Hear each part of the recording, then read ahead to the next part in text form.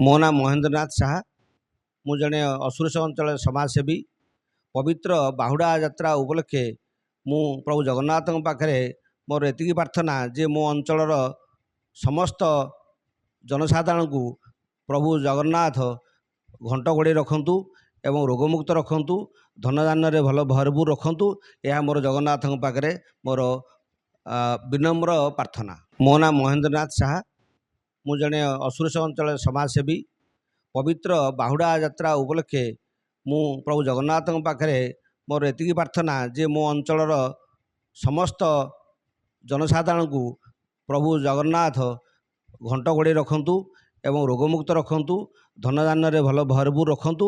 यह मोर जगन्नाथ पाखे मोर विनम्र प्रार्थना। मो ना महेन्द्रनाथ साहा मु जड़े असुरेश अंचल समाजसेवी पवित्र बाहुड़ा यात्रा उपलक्षे मु प्रभु जगन्नाथ पाखे मोर एति प्रार्थना जे मो अंचल समस्त जनसाधारण को प्रभु जगन्नाथ घंट घोड़े रखंतु एवं रोगमुक्त रखंतु धनधान्य रे भल भरपूर रखंतु।